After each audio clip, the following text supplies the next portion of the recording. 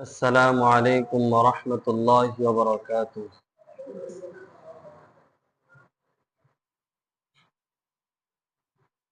الحمد لله الحمد لله نحمده ونستعينه ونستغفره ونؤمن به ونتوكل عليه ونعوذ بالله من شرور أنفسنا ومن سيئات أعمالنا. من يهده الله فلا مضل له ومن يضلله فلا هادي له، ونشهد أن لا إله إلا الله وحده لا شريك له، ونشهد أن سيدنا وسندنا وحبيبنا وطبيب قلوبنا ومولانا محمدا عبده ورسوله صلى الله تعالى عليه وعلى آله وأصحابه وبارك وسلم تسليما كثيرا. أما بعد، فقد قال الله تعالى في كلامه المجيد وفرقانه الحميد: أعوذ بالله من الشيطان الرجيم. بسم الله الرحمن الرحيم. واعبد ربك حتى يأتيك اليقين. وقال رسول الله صلى الله عليه وسلم: من صام رمضان ثم أتبعه ستا من شوال كان كصيام الدهر، أو كما قال النبي صلى الله عليه وسلم: إن الله وملائكته يصلون على النبي يا أيها الذين آمنوا صلوا عليه وسلموا تسليما। محبت الشدد درود إبراهيم পড়ি। اللهم صل على محمد وعلى آل محمد كما صليت على إبراهيم وعلى آل إبراهيم إنك حميد مجيد.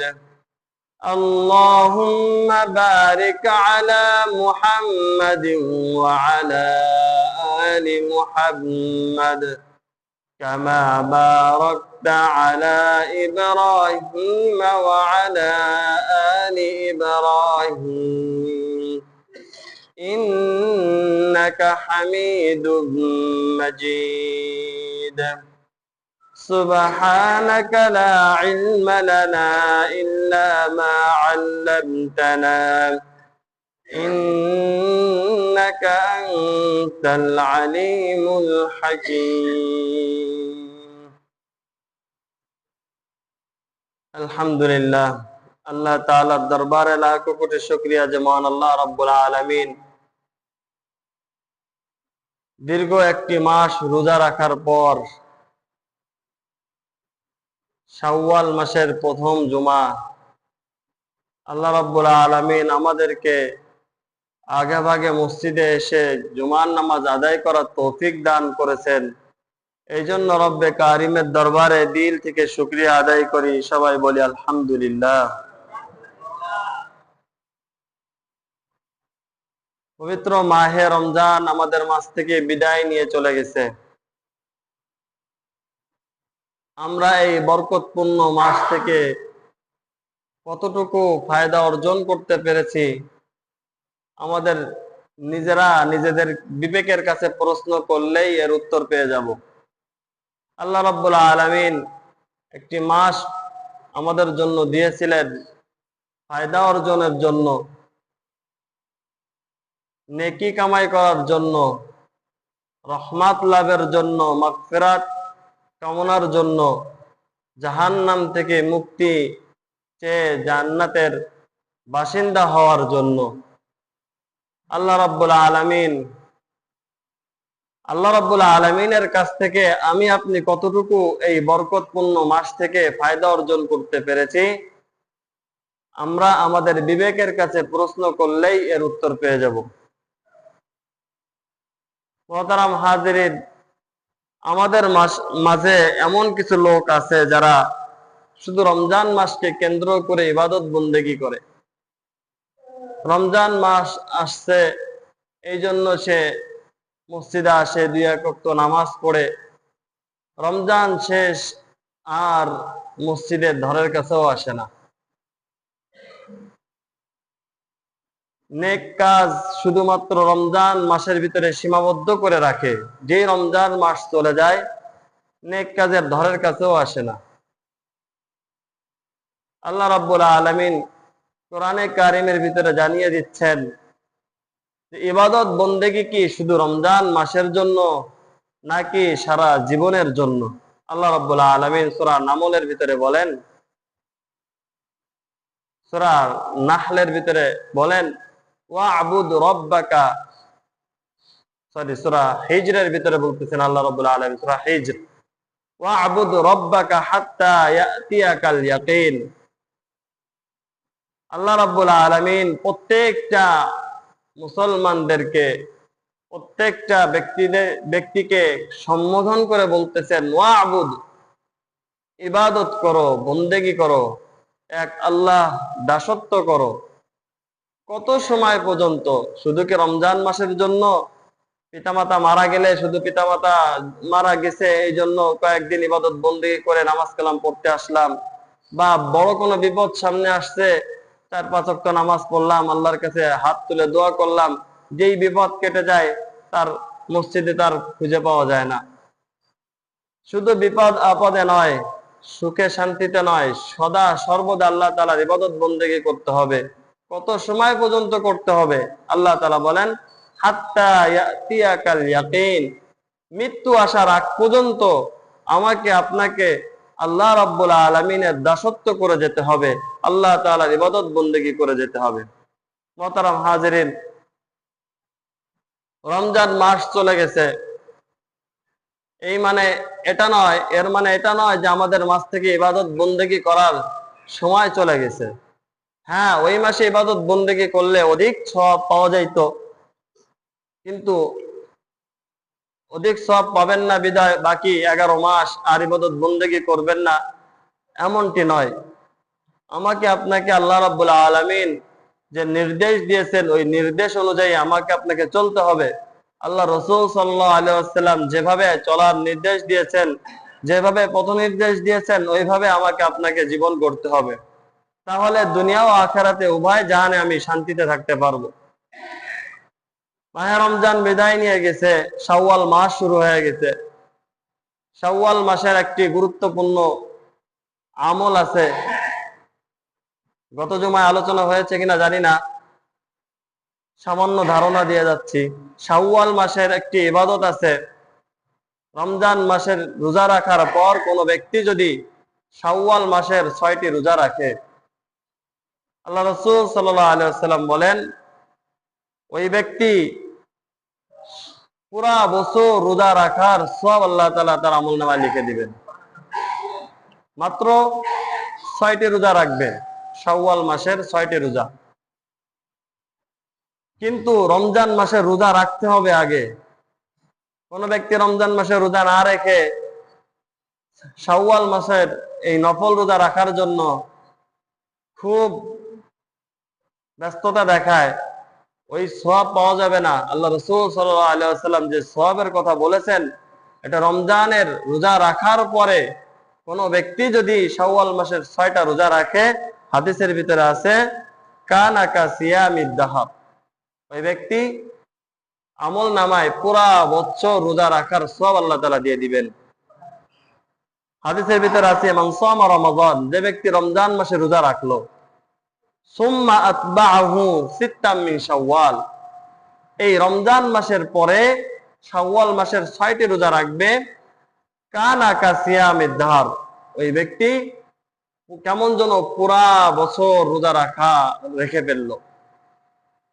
হাদিসের ভিতরে যে রোজা 6টি রোজা রাখার কথা বলেছে, এই 6টি রোজা ধারাবাহিকভাবে রাখতে হবে এমনটি নয়। পুরা শাওয়াল মাসের ভিতরে যে কোনো 6 দিন, আপনি আজকে একটা রাখলেন, 2 দিন পরে আরেকটা রাখলেন, বা 3 দিন পরে আরেকটা রাখলেন, যে কোনো মানে ফাঁকা দিয়ে দিয়ে আপনি রোজা রাখতে পারেন। এক কথায় এই পুরা মাসের ভিতরে যে কোনো দিন আপনি 6টা, যে কোনো দিন ফাঁকা দিয়ে হোক, ধারাবাহিকভাবে হোক, যেমনে পারেন 6টি রোজা রাখবেন। আল্লাহ তাআলা এই বড় নিয়ামত আমাদেরকে দিবেন। মুহতারাম হাজিরিন, এটা ছিল শাওয়াল মাসের একটা বড় আমল।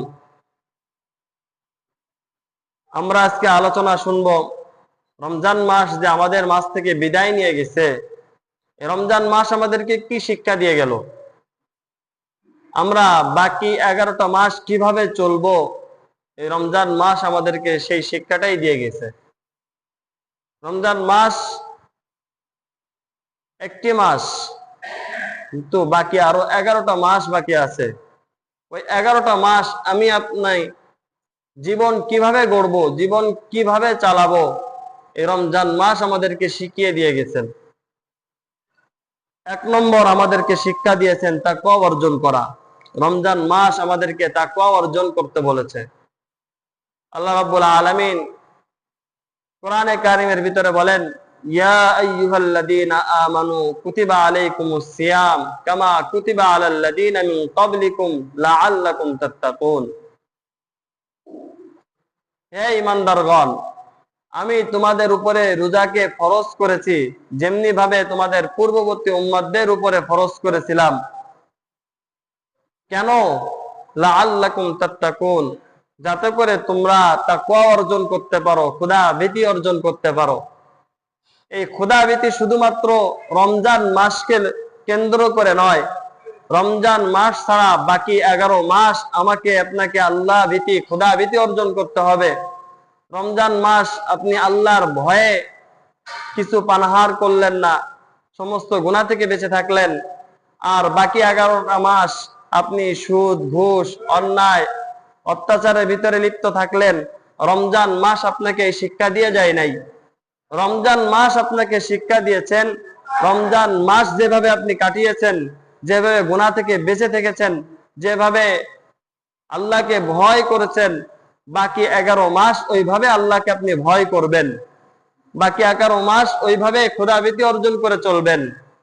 এটা হলো রমজান মাসের প্রথম শিক্ষা। কোরআনে কারিমের ভিতরে বলেন, লাআল্লাকুম তাত্তাকুন, আমি রোজাকে ফরজ করেছি যাতে করে তোমরা তাকওয়া অর্জন করতে পারো।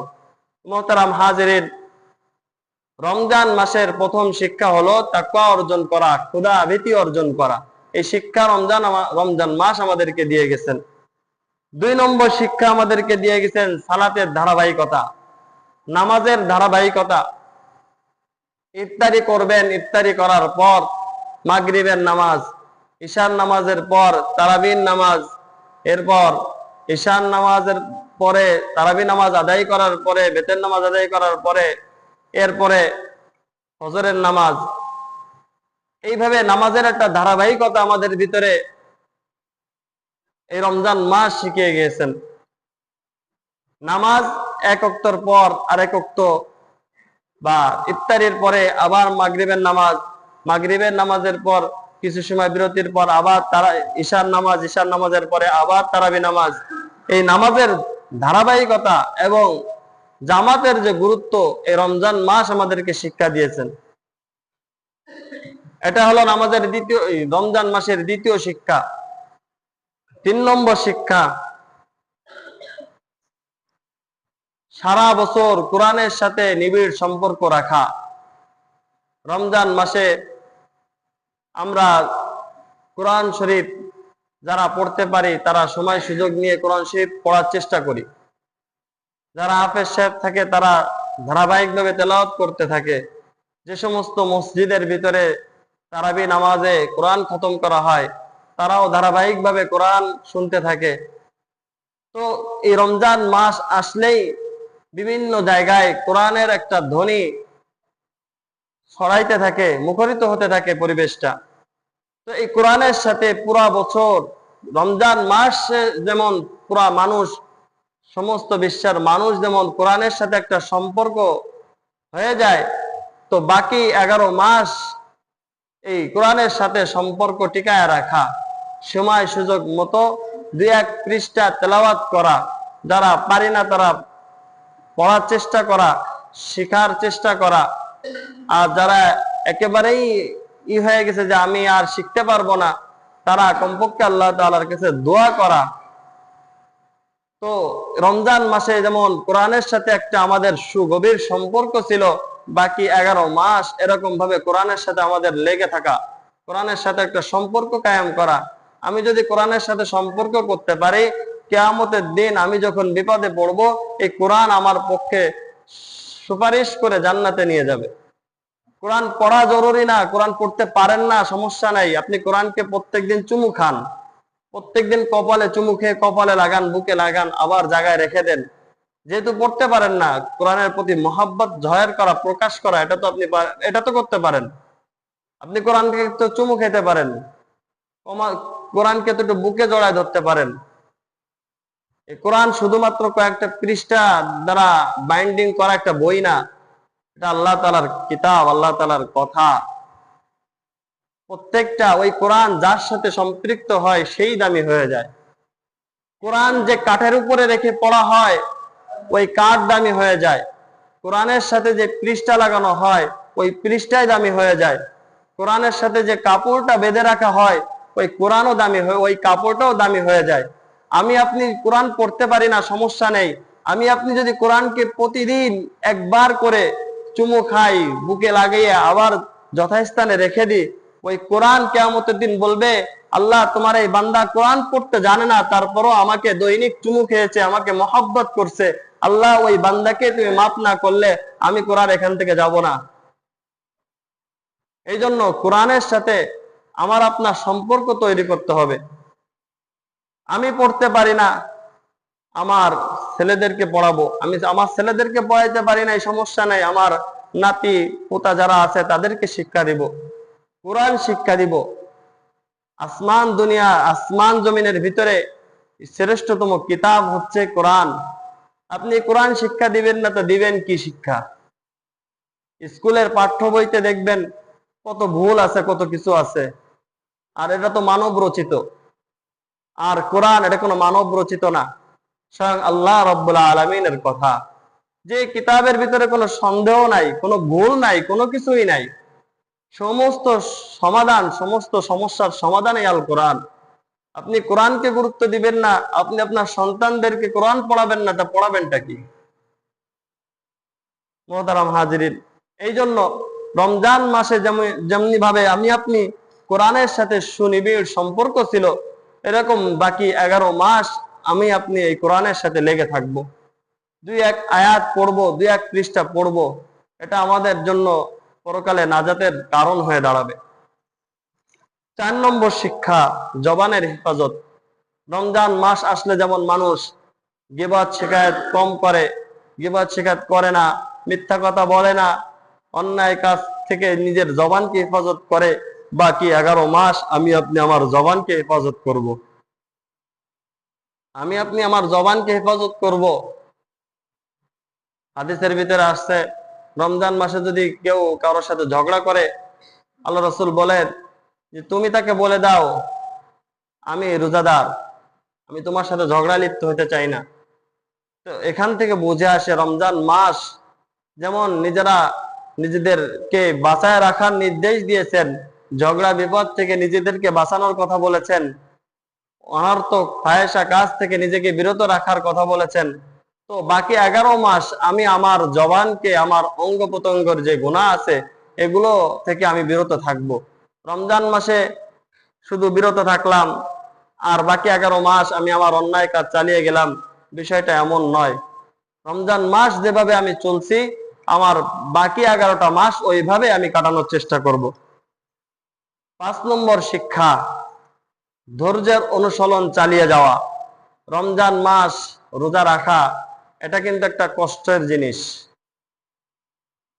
সেই সেহরি খাওয়ার পরের থেকে নিয়ে সারাদিন না খেয়ে থাকা, এটাও কিন্তু একটা কষ্ট। কিন্তু আল্লাহ রাব্বুল আলামিনের আদেশ, এই জন্য আমরা রোজা রাখি। এই রোজা রাখা এটা আল্লাহ তাআলার জন্য। আমি যেহেতু আল্লাহ তাআলার জন্য রোজা রেখে আসছি, রোজা রাখছি, এর প্রতিদান আল্লাহ তাআলা দিবে। দুনিয়াও দিতে পারে, দুনিয়ায় না পাইলে আপনি আখিরাতে পাবেন, এর গ্যারান্টি সহকারে, কোনো সন্দেহ নাই এর ভিতরে। তো রমজান মাসে রোজা রাখা যেমন ধৈর্যের প্রয়োজন, ধৈর্যের সাথে আপনি রেখেছেন, বাকি 11টা মাস আপনি ধৈর্যের সাথে কাটাবেন। রমজান আমাদেরকে শিক্ষা দিচ্ছেন। আপনাকে একজন ব্যক্তি একটু কটু কথা বলছেন, আপনি ধৈর্য ধরেন। ইন্নামা ইউওয়াফাস সাবিরুনা আজরাহুম বিগাইরি হিসাব। যারা ধৈর্য ধারণ করবে আল্লাহ রাব্বুল আলামিন তাদেরকে অপরন্ত সওয়াব আল্লাহ তাআলা তাদেরকে দিবেন। আপনি ধৈর্য ধারণ করবেন। আপনাকে একজন খোঁচা মেরে কথা বলছে, আপনি কথার উত্তর দিবেন না, কর্ণপাত করার দরকার নাই। কারণ রমজান আপনাকে শিখাইছে ধৈর্যের সাথে আমাকে চলতে হবে। আমাকে একজন কষ্ট দিচ্ছে, আমি কষ্টকে, আমার কষ্ট আমি বাইরে প্রকাশ করব না, আমি ধৈর্যের সাথে থাকবো। আমার কষ্ট দেখার জন্য তো আল্লাহ আছে। আমি আল্লাহর কাছে আমি আমার যত চাওয়া পাওয়া সবকিছু আমি আল্লাহ তাআলার কাছে বলবো। উদউনি আস্তাজিব লাকুম, লা তাকনাতু মির রাহমাতিল্লাহ। আপনি আল্লাহর কাছে চান, নৈরাশ হওয়া যাবেন আল্লাহ তাআলার কাছ থেকে। আমি চাচ্ছি, একবার চাচ্ছি, দুইবার চাচ্ছি, কিন্তু কোনো ফলাফল আসতেছে না। বাস 5বার চাচ্ছি, ফলাফল আসতেছে না, এরপরে বললেন দূর, আল্লাহ তাআলার কাছে চাইলে আল্লাহই তো সমাধান করে না। এই ভুলের ভিতরে থাকা যাবে না। সাহাবা ইকরাম আল্লাহ রাসূলের কাছে আসছে, সমস্যা নিয়ে আসছে, আল্লাহ রাসূল বলছেন নামাজ পড়তে। আবার নামাজ পড়ে এসে বলে আল্লাহ রাসূল সমাধান তো হয় নাই, আবার নামাজ পড়ার নির্দেশ দিছে। এরকম বারবার নামাজ পড়ার নির্দেশ দিছে, বাস সমস্যা সমাধান হয়ে গেছে। হাদিসের ভিতরে এটাও পাওয়া যায় যে আপনার জুতার ফিতার প্রয়োজন, নামাজে দাঁড়ায় যাও, আল্লাহ তাআলার কাছে চাও। মোহতারাম হাজিরিন, এই জন্য রমজান মাস আমাদেরকে যেমন ধৈর্যের অনুশীলন শিখিয়েছে, ধৈর্যের সাথে চলতে শিখিয়েছে, বাকি 11 মাস আমাকে আপনাকে ধৈর্যের সাথে চলতে হবে। 6 নম্বর শিক্ষা, হারাম উপার্জন বর্জন করা। রমজান মাসে যেমনি ভাবে আপনি হালাল উপার্জন দিয়ে ইফতারি করেছেন, হালাল উপার্জন দিয়ে সেহরি করেছেন, রোজা রেখেছেন, এরকম ভাবে বাকি 11 মাস এই হারাম বর্জন করে হালাল উপার্জন করতে হবে। হালাল উপার্জনের ভিতরে বরকত, হারামের ভিতরে বরকত নেই। আপনি এই রমজান মাসে আপনি যেমন হারাম থেকে বেঁচে আছেন, সুদ থেকে বেঁচে আছেন, আরো বিভিন্ন অন্যায় ভাবে মানুষের কাছ থেকে টাকা আত্মসাৎ করা থেকে বেঁচে আছেন, রমজানের পরে বাকি 11 মাস আপনি এইভাবেই চলবেন। এটা রমজান মাস আমাকে আপনাকে শিক্ষা দিয়েছে, হারাম বর্জন করতে হবে, হালাল উপার্জন করতে হবে। 7 নম্বর, দান সৎকা করা। রমজান মাস আমাদেরকে দান সৎকা করতে শিখিয়েছেন। আল্লাহ রাসূল সাল্লাল্লাহু আলাইহি ওয়াসাল্লাম রমজান মাস যখন আসতো, তখন তিনি তার দানের হাতকে প্রসারিত করতেন। এমনিই তো দানশীল ছিলেন, এরপর রমজান মাস যখন আসতো তখন আরো বেশি বেশি দান করতেন। এই রমজান মাস আমাদেরকে শিখিয়েছেন, রমজান মাস যেভাবে আপনি দান সৎকা করবেন, বাকি 11 মাস আপনার সাধ্য অনুযায়ী 2-5 টাকা দান করবেন। মসজিদে হোক, মাদ্রাসা হোক, গরিব ব্যক্তি হোক, এতিম ছেলে পেলে হোক, যাই হোক, সাধ্য অনুযায়ী আপনি প্রকাশ্য দান করতে পারেন, গোপনেও দান করতে পারেন, তবে প্রকাশ্য থেকে গোপনে দান করা ফজিলত অনেক বেশি। এই রমজান মাস আমাদেরকে দান সৎকা করা শিখিয়েছেন, এই জন্য বাকি 11 মাস আমরা দান সৎকা করব। 8 নম্বর, রমজান মাস আমাদেরকে সময়ানুবর্তিতা ও শৃঙ্খলা শিখিয়েছেন। নামাজ, ইফতারির পরে মাগরিবের নামাজ, এই মাগরিবের নামাজের কিছু সময় পরে আবার ঈশান নামাজ, এরপরে আবার তারাবির নামাজ, এরপর সাহারি, এরপরে ফজরের নামাজ। এই যে একটা শৃঙ্খলা, এই শৃঙ্খলা আমাদেরকে রমজান মাস আমাদেরকে শিখিয়েছেন। এই বাকি 11 মাস আমরা শৃঙ্খলার সাথে চলবো। শুধু রমজান মাস ইফতারির সময় মসজিদে আসলাম, ইফতারি করলাম, মাগরিবের নামাজ পড়ে চলে গেলাম, আবার ঈশার সময় আসলাম, তারাবি পড়লাম, চলে গেলাম, আর রমজানের বাইরে মাগরিবের নামাজও নাই, যদি ইফতারি নাই মাগরিবের নামাজও নাই, এরপরে আবার তারাবিও নাই, রোজা রাখার প্রশ্নও নাই, এই জন্য মসজিদে আসার দরকারও নাই। রমজান মাস শুধু আল্লাহ তাআলা হয়তো প্রথম আসমানে আসছে, আল্লাহ তাআলার সাথে সাক্ষাৎ করার জন্য আমরা সবাই মসজিদে চলে আসছি, আর বাকি 11 মাস আল্লাহ তাআলা নাই, এই জন্য আমরা আল্লাহ তাআলার ইবাদত বন্দেগী ছেড়ে দিছি। এমনটা যাতে না হয়, শৃঙ্খলার সাথে যেমন রমজান মাস আমরা যাপন করছি, নামাজ পড়ছি, ইফতারি খেয়েছি, সাহারি করছি, এর হচ্ছে ধারাবাহিকতা। এই রমজানের বাইরেও এই নামাজের ধারাবাহিকতা এবং প্রত্যেকটা কাজের ভিতরে শৃঙ্খলা বজায় রাখা চেষ্টা করা, এটা রমজান মাস আমাদেরকে শিক্ষা দিয়েছেন। 9 নম্বর, নফসের উপরে নিয়ন্ত্রণ করা, নফসকে নিয়ন্ত্রণ করা, আত্মশুদ্ধি করা। কদ আফলাহা মান তাযাক্কা, যে ব্যক্তি, ওই ব্যক্তি সফল যে নিজেকে পরিশুদ্ধ করেছে, নিজের নফসকে পরিশুদ্ধ করেছে, ওই ব্যক্তি সফল। মোহতারাম হাজিরিন, রমজান মাস যখন শুরু হয়েছে তখন প্রত্যেকটা ব্যক্তি তার নিজের নফসকে নিয়ন্ত্রণ করেছে।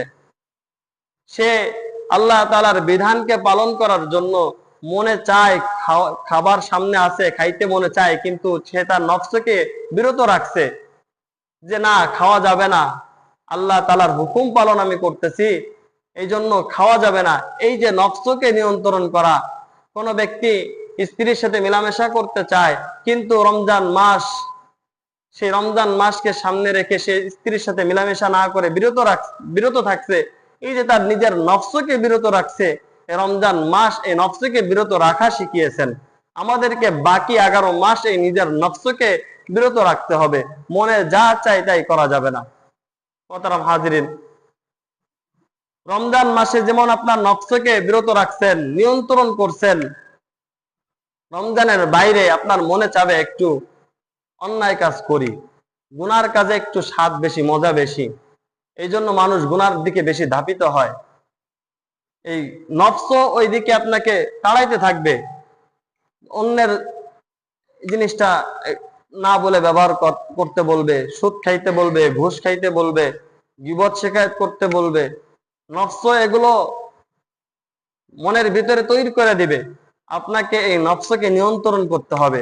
যখন আপনি দেখবেন আমার দ্বারা একটা অন্যায় কাজ হয়ে যাচ্ছে, তখন আপনি নিজেকে বিরত রাখবেন, নিজের নফসকে থামিয়ে দিবেন, ভর্ৎসনা করবেন। রমজান মাস তো তুই এমন ছিলি না, রমজান মাসের পরে কেন এমন হয়ে যাচ্ছিস? নিজের নফসকে নিয়ন্ত্রণ রাখতে হবে। রমজান মাস আমাদেরকে এই নফসকে নিয়ন্ত্রণ রাখতে শিখিয়েছে। মোহতারাম হাজিরিন, এই জন্য আমরা নিজেদের নফসকে নিয়ন্ত্রণ রাখার চেষ্টা করব। 10 নম্বর রমজানের শিক্ষা, ভ্রাতৃত্ব ও সামাজিক ঐক্য। রমজান মাস আমাদেরকে শিক্ষা দিয়েছেন, যেমন ইফতারি করা, সারাদিন রোজা রাখার পর ইফতারির সময় সবাই একত্রিত হয়ে যায়, এটা সামাজিক ঐক্য, একে অপরের ভিতরে একটা ভ্রাতৃত্ব পয়দা করে। এরপর তারাবি নামাজ, এখানে ধনী গরিব কোনো পার্থক্য নেই, একই সাথে একই কাতারে নামাজ পড়তেছে। এরপর আপনার উপরে জাকাত ফরজ, আপনি জাকাত দিলেন, সদকায়ে ফিতর আদায় করলেন, এর দ্বারা দারিদ্রতার বিমোচন ঘটলো, এটাও সামাজিক ঐক্যের একটা অন্যতম মাধ্যম। তো রমজান মাস আমাদেরকে এই ভ্রাতৃত্ব সামাজিক ঐক্য শিক্ষা দিয়েছেন। এই সামাজিক ঐক্য এবং ভ্রাতৃত্ব এটা রমজানের পরেও বজায় রাখা। শুধু রমজান মাস আসলো 1 কেজি খেজুর আর 1 কেজি চিড়া কিনে বাস রমজান মাসে দিয়ে দিলেন, আর বাকি 11 মাস তার খোঁজ নিলেন না। শুধু কি সে রমজান মাসই ক্ষুধার্ত ছিল? রমজান মাসেই কি সে কষ্টে ছিল? বাকি 11 মাস সে কি কষ্ট ছিল না? বাকি 11 মাসও সে কষ্টে ছিল। কিন্তু আপনি রমজানের ফজিলত নেওয়ার জন্য, রমজানে দান করলে বেশি সওয়াব, এই ফজিলত নেওয়ার জন্য আপনি শুধু রমজান মাসে তার খোঁজ খবর নিলেন, বাকি 11 মাস খোঁজ নেওয়ার মতো আর কোনো লোক নেই। আপনি বাকি 11 মাস আপনাকে খোঁজ নিতে হবে। আপনার পাশের বাড়ি প্রতিবেশী সে কি করতেছে, সে তো দরিদ্র, তার বাড়ি চুলা জ্বলতেছে কিনা এটাও আপনার খোঁজ নিতে হবে। আপনি প্রকাশ্যে না যান, গোপনে খোঁজ নেন, 200 টাকা তাকে দিয়ে আসেন। এর দ্বারাও সামাজিক ঐক্য ভ্রাতৃত্ব পয়দা হবে নিজেদের ভিতরে। এটা রমজান মাস আমাদেরকে শিক্ষা দিয়েছেন। 11 নম্বর শিক্ষা, কিয়ামের অভ্যাস। কিয়ামের অভ্যাস অর্থাৎ নামাজ পড়ার একটা অভ্যাস, নফল নামাজ পড়ার একটা অভ্যাস রমজান মাস আমাদেরকে শিক্ষা দিয়েছেন। রমজান মাস যখন আসে তখন তুলনামূলক অন্যান্য 11 মাসের তুলনায় মানুষ একটু নফল নামাজ, তাহাজ্জুদ, আওয়াবিন, ইশরাক এগুলো একটু বেশি আদায় করে। এটা রমজান মাস আমাদেরকে শিক্ষা দিয়েছে। সাহারির সময় উঠে, আমরা হয়তো জানি না, অনেক ব্যক্তি আছে যারা সেহরি খাওয়ার আগে 2-1 রাকাত, 2-4 রাকাত নামাজ পড়ে, তাহাজ্জুদের নামাজ। এই নামাজ পড়ে আল্লাহ তাআলার কাছে নিজের ইচ্ছা, নিজের মনের বাসনাগুলো আল্লাহ তাআলার কাছে পেশ করে। এরকম অনেক মানুষ আছে।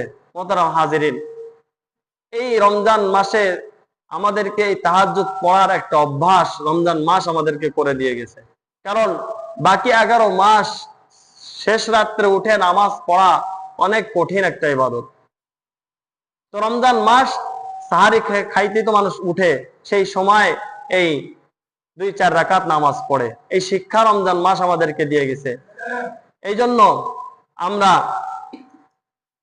এই রমজান মাস যেভাবে আমাদেরকে নফল ইবাদতের যে একটা অভ্যাস, কিয়ামের অভ্যাস আমাদেরকে করে দিয়ে গেছে, বাকি 11 মাস আমাকে আপনাকে সময় সুযোগ মতো এই নফল ইবাদত, তাহাজ্জুদ, আওয়াবিন, ইশরাক, চাষ এগুলো আমরা করার চেষ্টা করব। সর্বশেষ রমজানের শিক্ষা ইস্তেকামত, অর্থাৎ নেক আমলের স্থায়িত্ব।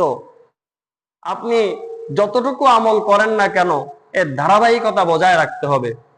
আপনাকে একসাথে প্রত্যেক দিন 10 রাকাত 20 রাকাত নফল নামাজ পড়তে হবে এমনটা না।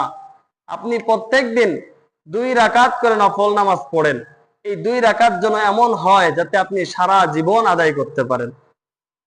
আপনি 5 ওয়াক্ত নামাজের পরে আয়াতুল কুরসি পড়বেন, এটা যেন ধারাবাহিকতা ভাবে হয়। আপনি আজকে পড়লেন, 5 দিন পড়লেন না, এমনটা যাতে না হয়। আপনি ধারাবাহিক ভাবে পড়েন, প্রত্যেক নামাজের পরে পড়েন। আপনি একটা ছোট আমল করতেছেন, ওই ছোট আমলটা যেন আপনার ধারাবাহিকতার সাথে হয়। আপনি দৈনিক 10 টাকা একজন দান করার নিয়ত করেছেন, আপনার এই দৈনিক 10 টাকা দান করার এই ধারাবাহিকতা যেন থাকে। আজকে 10 টাকা দিলাম আর খোঁজ নাই, 1 বছরের ভিতরে খোঁজ নাই, আর আরেকদিন 10 টাকা দিলেন, এরকম না। আমল যতই ছোট হোক তার ধারাবাহিকতা বজায় রাখলে এর ভিতরে বরকত হয়। এটার মাধ্যমে আল্লাহ তাআলার কাছে অনেক কিছু চেয়ে নেওয়া যায়। মুহতারাম হাজিরিন, এই জন্য ইবাদত বন্দেগী শুধুমাত্র রমজান মাসকে কেন্দ্র করে নয়। ইবাদত বন্দেগী এটা আমাদের মৃত্যু আসার আগ পর্যন্ত। আল্লাহ রাব্বুল আলামিন কোরআনে কারিমের ভিতরে বলেন, ওয়া'বুদ রাব্বাকা হাত্তা ইয়াতিয়াকাল ইয়াকিন। তোমরা ইবাদত বন্দেগী করো যতক্ষণ পর্যন্ত তোমাদের মৃত্যু না আসে। তো মৃত্যু আসার আগ পর্যন্ত আমাদেরকে ইবাদত বন্দেগী করতে হবে। কেন? মৃত্যুর পরে এই ইবাদত বন্দেগী আমার কাজে আসবে, এছাড়া আর কোনো কাজে আসবে না। মুহতারাম হাজিরিন, এই জন্য আমাদেরকে এই রমজান যে শিক্ষাগুলো আমাদেরকে দিয়ে গেল, এই শিক্ষা অনুযায়ী বাকি 11 মাস আমাদেরকে আমাদের জীবন এই তরিকা অনুযায়ী গড়ার চেষ্টা করতে হবে। আল্লাহ রাব্বুল আলামিন আমাদেরকে রমজানের শিক্ষা অনুযায়ী জীবন গড়ার তৌফিক দান করেন। আমিন ওয়া আখিরু দাওয়ানা আলহামদুলিল্লাহি রাব্বিল আলামিন।